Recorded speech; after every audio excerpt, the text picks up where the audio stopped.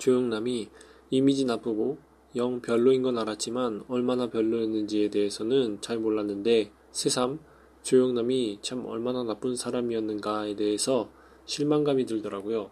윤여정과 이혼하고 나서 위자료는 물론 딸 키우는데 양육비 한 푼 안 줘서 어렵게 살았다죠. 그런데 정작 조영남은 헤어지고 나서도 윤여정에게 좋은 말보다는 나쁜 말을 많이 했더라고요. 게다가 예전부터 알아주는 바람둥이에 여성 편력이 심했는데 윤여정과 결혼하고도 그 버릇 못 고쳐서 바람을 수차례 피웠다고 하죠. 쌀독에 쌀이 있는 날보다 없는 날이 더 많았다고 하는 윤여정, 조영남의 신혼살림. 그런데 그런 가정을 지켜준 윤여정에게 조영남 망언은 끝이 없더군요. 조영남은 꼼꼼한 성격의 아내와 원만한 조화를 이루지 못해 이혼하게 됐다라고 밝혔으나 조영남의 외도 때문인 것으로 나중에 밝혀졌을 뿐 아니라 가슴에 대못을 박는 발언을 서슴지 않았다고 한다. 네가 못생겨서 데리고 잘 수 없다. 너보다 더 좋은 여자가 생겼다. 이런 말까지 했다고 합니다. 과거 방송된 종합 편성 채널 TV조선 별별 톡쇼에서 조영남이 18세 연하 여대생 백은실 씨와 사적으로 만났고 조영남의 운전기사가 윤여정에게 귀뜸을 해줬고 결국은 윤여정의 추궁에 조영남이 두 손을 들고 다시는 만나지 않겠다고 했다고 합니다. 그런데 역시 조영남답게 계속 만났다고 합니다.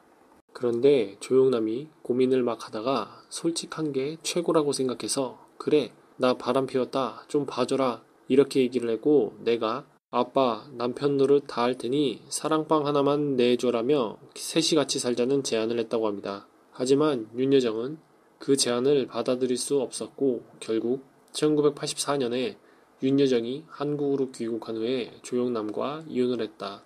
조영남은 10여 년간 동거해온 백은실과 1995년 늦은 결혼식을 올렸다.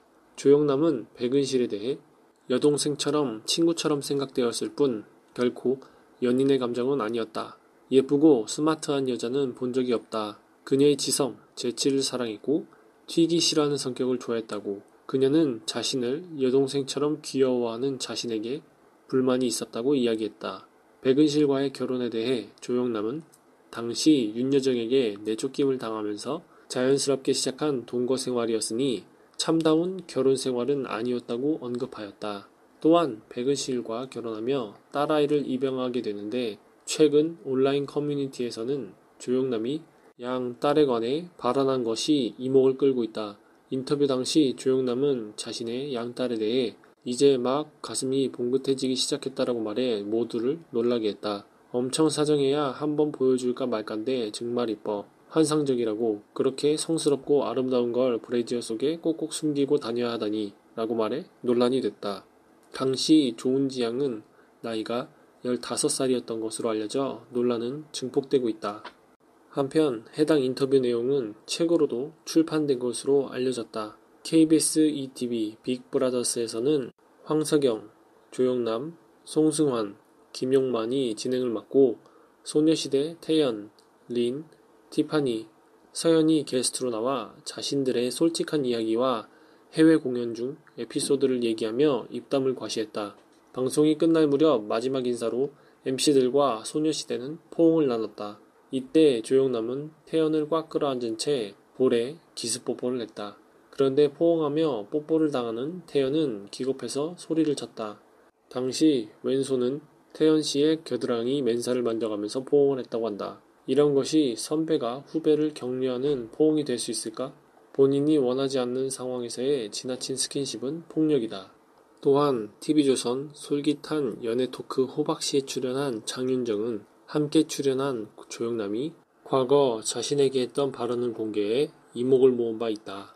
당시 방송에서 장윤정은 조영남 씨가 기억을 할지 못할지 모르겠는데 처음에 만났을 때 마지막 기회가 있다면 너랑 결혼하고 싶다라는 얘기를 했다고 한다. 그뿐 아니라 나를 돌아봐에 출연해 제시에게도 돌발 고백했다.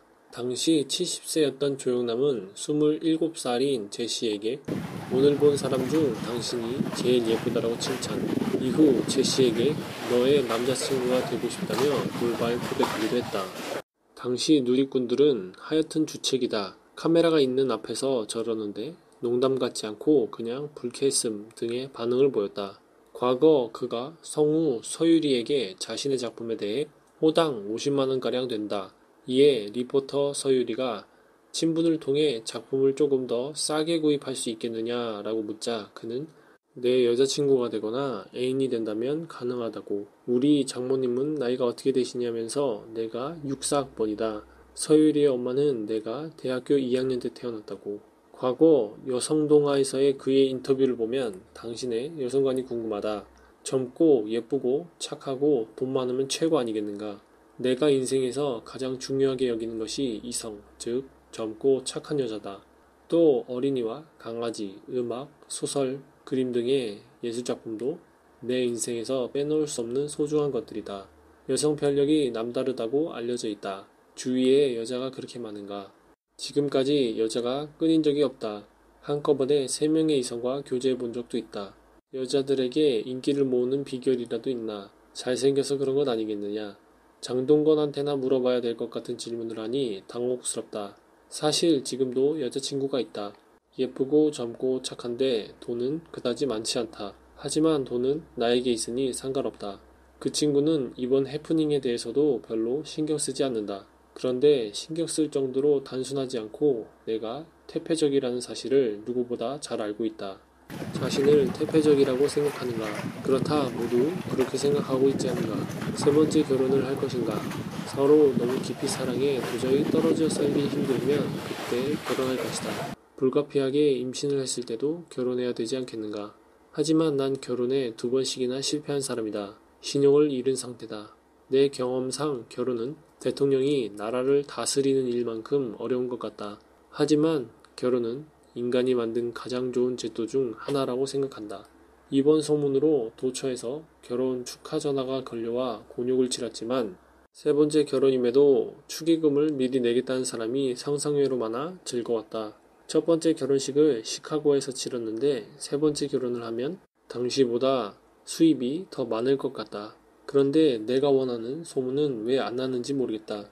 사귀고 싶은 여자가 있다. 연예계 중계의 미녀, 리포터, 류시연, 영화배우 심혜진, 은퇴 선언을 한 시문화가 그 주인공들이다.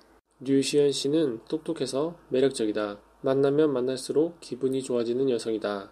거기다 얼굴까지 예쁘지 않은가. 심혜진 역시 오랫동안 일방적으로 좋아한 여성인데 무척 활달하고 사고가 깨어있다. 무슨 말이든 받아줄 것 같고 서구적인 외모도 마음에 든다. 시문화는 아직 만나본 적이 없지만 말을 아끼는 모습이 참 아름다워 보인다. 속 깊고 심성 고운 그런 여자일 것 같다. 오래전부터 수도 없이 그런 내 마음을 공개적으로 밝혔는데도 언론이나 당사자들이 별 반응이 없어 섭섭하다.